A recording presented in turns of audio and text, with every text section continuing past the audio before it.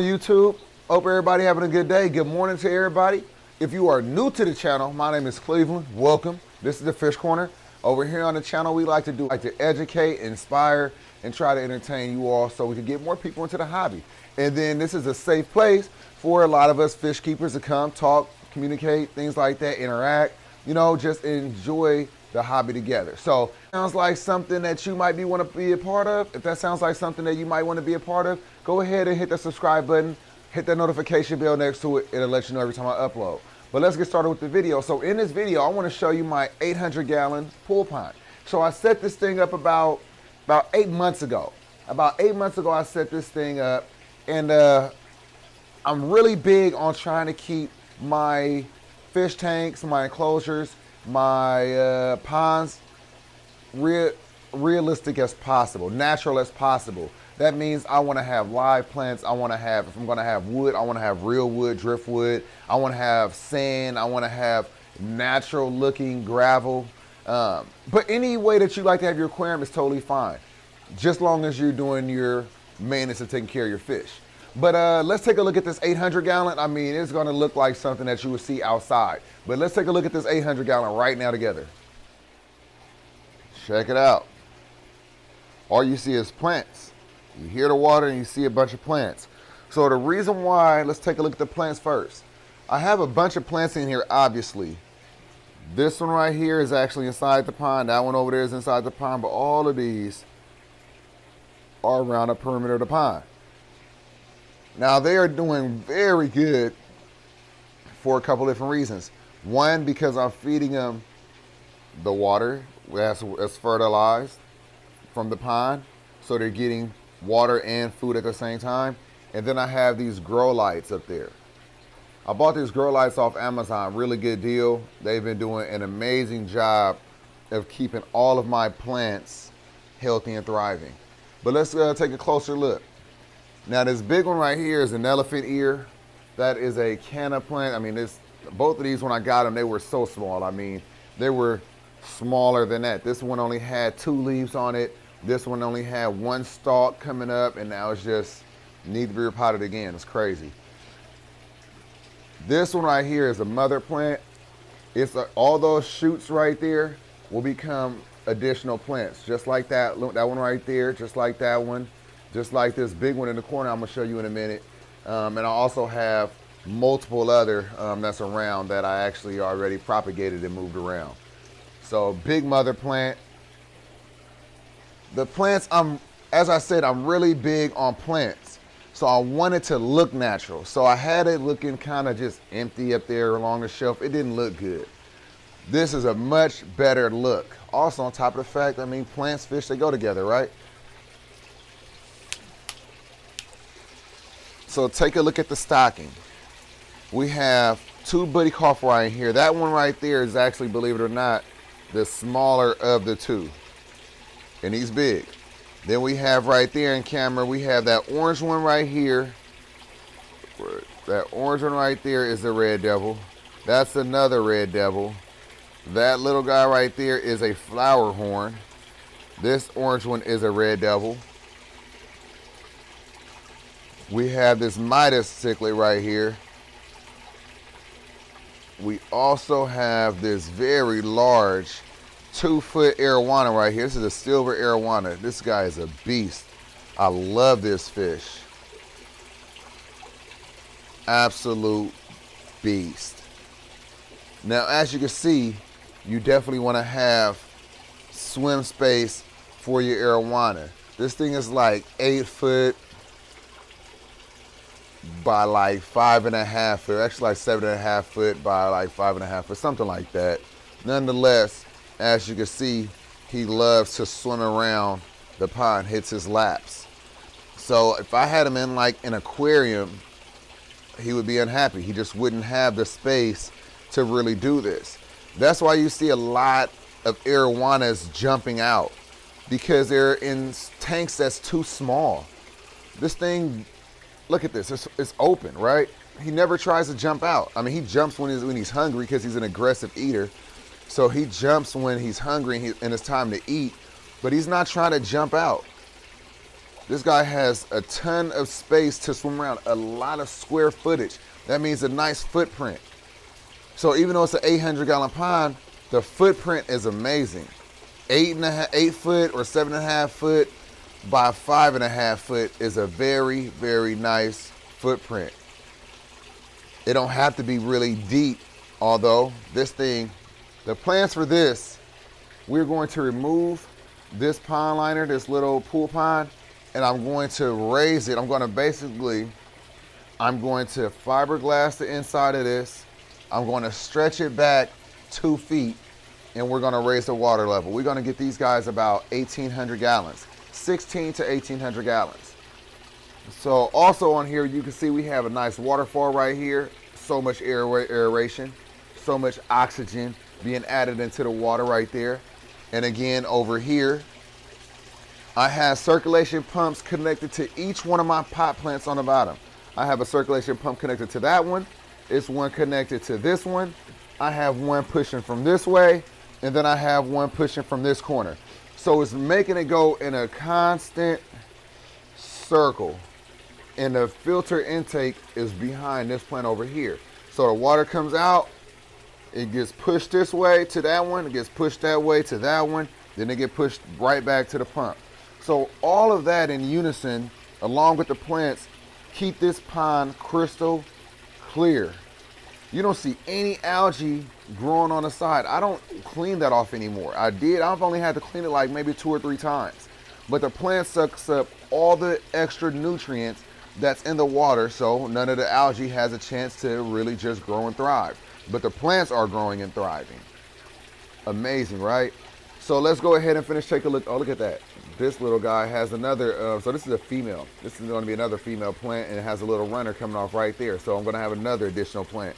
So if y'all are in the Sacramento area and you're interested in some very large elephant ear plants, or some plants that could grow into very large elephant ear plants. Look at the leaves on that small one right there. Amazing, absolutely amazing. So we're gonna need to get rid of them. So hit me up, hit me up in the DM, get in the messages, let me know if you're interested. But anyway, we have an African pike right here. That's also called a Hepsetus odo. Behind that guy, we have a Salvini right there. That guy is kind of small.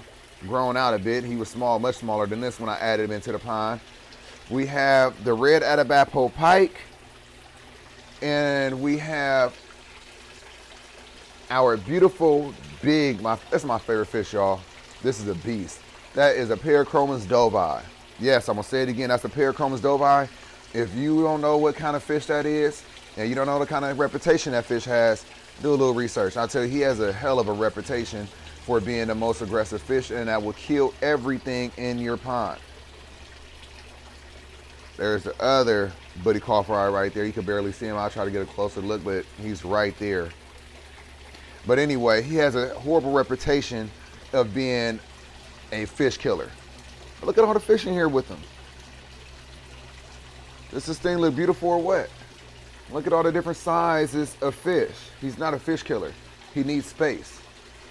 Also, we have a beautiful, beautiful female true red tear, also known as the Feste.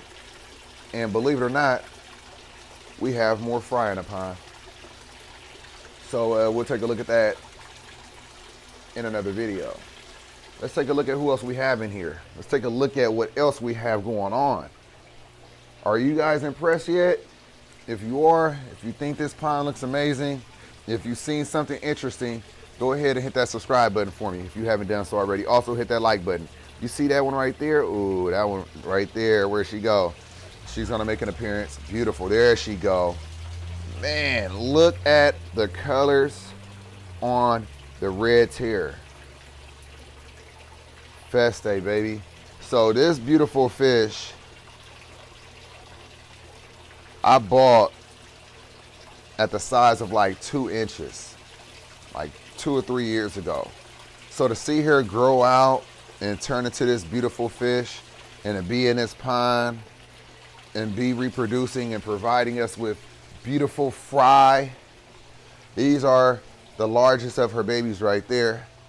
You see the red on those fins? This is a Perichromis dovi in a Feste fry.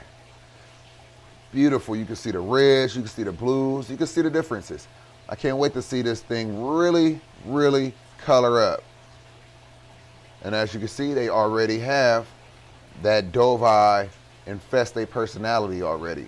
Already got some aggression going on, but absolutely stunning, right?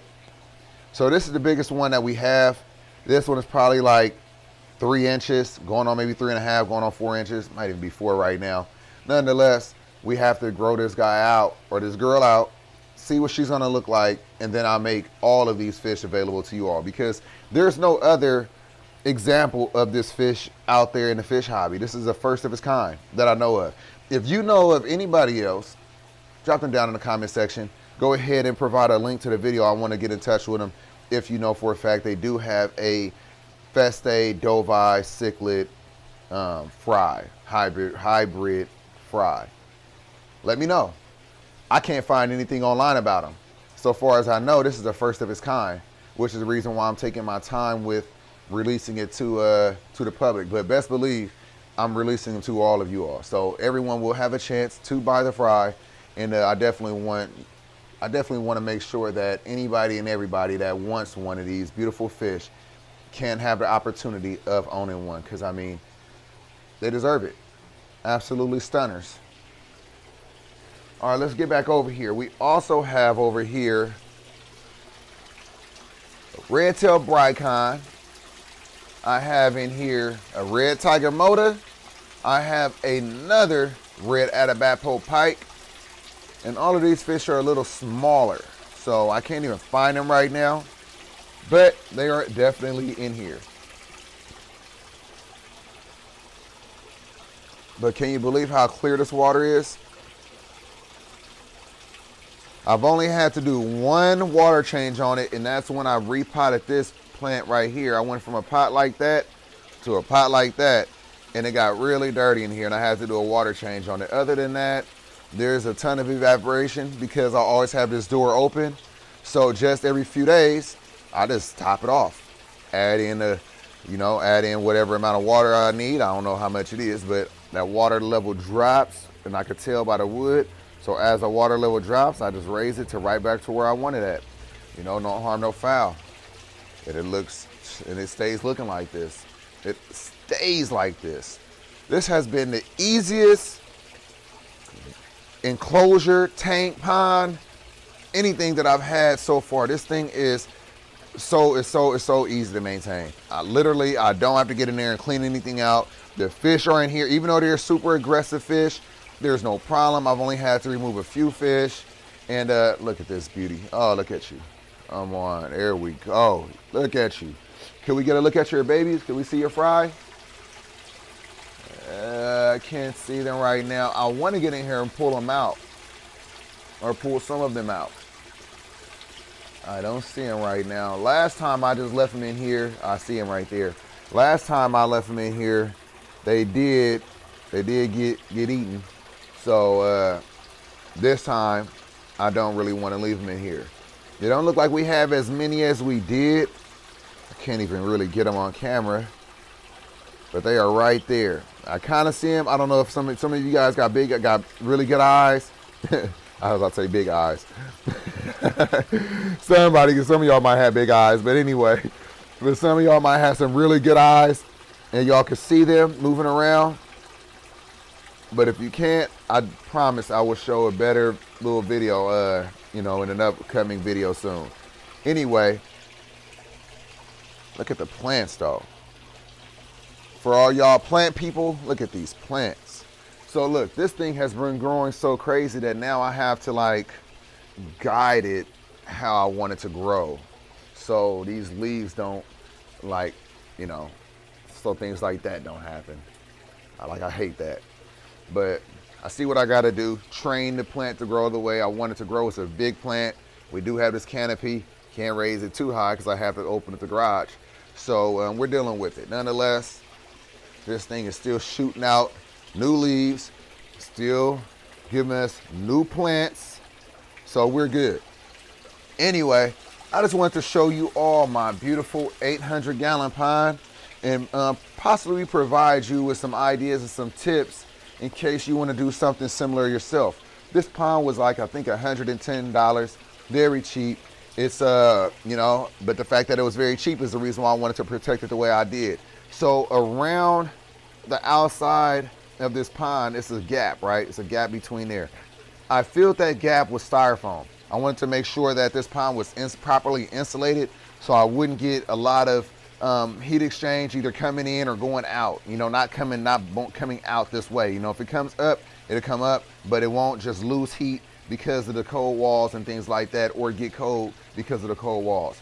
So that was the idea with that. Other than that, it's pretty straightforward. Like I said, we got the pumps right there going around. We got the waterfalls that's creating water agitation. I mean, it sounds good, it look good, and the fish love it. I mean, look at all of that flow, real waterfalls. Now this one looks like this because I do need to clean my filter box right there, the made DIY filter box. Don't jump, I don't have no food for you. DIY filter box right there. I just need to clean the sponges and then it'll work, you know, work properly again. But that's not really much, that's not even really a problem. That's why, you know, that's why it is. That's why it's like that. I don't really care right now. But anyway, it's a problem, when I need to get in here and clean it, I'll clean it. We still got water flow. We still got waterfalls going. Matter of fact, we got a nice split now. We got 2. So it ain't like it stopped, it's just restricted. Also, the plants in there makes it to where sometimes we don't have a steady flow because of the way the roots in there are growing. But again, those roots in there, these plants, these pothos right here, are sucking up so much nitrates, growing in the water right there. Look how long that pothos is growing all the way from that waterfall right there. And then we got another pothos that's growing, and it's like coming right here, and it's coming around right there. So yeah, this pond has exploded. It really matured, it really exploded, and it's really growing. And so that's why, for me, it's big to have real plants and things like that. So you're naturally, your fish tanks, your ponds and enclosures, it will change naturally. You don't have to go in there and move things around, switch things up. It'll switch things up naturally because they're growing. You know what I mean? It's nothing like it. It's like in the wild. So that's just my idea on it. You can let me know in the comments down below what your take is. Do you think this pond is absolutely beautiful? If you do, let me know. If not, let me know that as well. I respect everybody's opinion. I know everybody might not like it. I love it. That's enough for me because I'm the one that got to look at it. So I hope that some of you all could appreciate it as well and possibly take some of these ideas for yourself and use them yourself. Again, I just wanted to make sure that I created an ecosystem, and I really did that. Like I said, I don't have to get in here and do any water changes. I'm not bragging about it. It's just a fact. In the past 8 months, I've had to do 1 water change on this thing, but I do fill it with new water every week, frequently. So, and when I say frequently, every week, at least every week, I'm adding more fresh water in there. So it does get a dilution of water on top of the fact the plants are pulling out the nitrates, and that's what we're concerned about. It's pulling them, y'all. It's pulling them, pulling them, pulling them. Get you some plants. Turn your aquariums, turn your enclosures, turn your ponds into a force of nature. Allow nature to work with you and for you. And you help nature out. You don't have to take replacement of nature. But when you have an empty aquarium or empty glass box and you don't have any plants in there, everything fake, you're going to have to get in and do a lot more work. So work is fun. I still got to get in there and do work, but the appreciation I have for this pond is like no other. This is another example. I barely have to get in here and do water changes, but the stocking is very low. It is what it is. So as you can see, this pond is pretty empty. I don't plan on putting any more fish in here really. I might grab a fish or another that might go in here, or if these guys get to the point to where I feel like they need to go in there, like this jag, when he gets 18 inches, you know, he might have to go in there. My red-tailed gourami might have to go in there, but this thing is going to be 1,600 to 1,800 gallons. It's going to be 10 feet long. So, you know, that's what the plan is. We're trying to go 10 foot by 7 foot, 70 square feet. An amazing space for these fish. Anyway, I hope that you enjoyed this video. I hope that you learned something. I hope that you were inspired by something. I hope that you're entertained by something. If you have any questions, do me a favor. Go ahead and drop them down in the comment section. I'm going to do my best to get to them. It's been kind of hard, but I do my best to get to them when I can, and I will continue to do that. So drop them down in the comment section. If you like the video, do me a favor. Like the video. I'm going to catch y'all in that next one. Peace.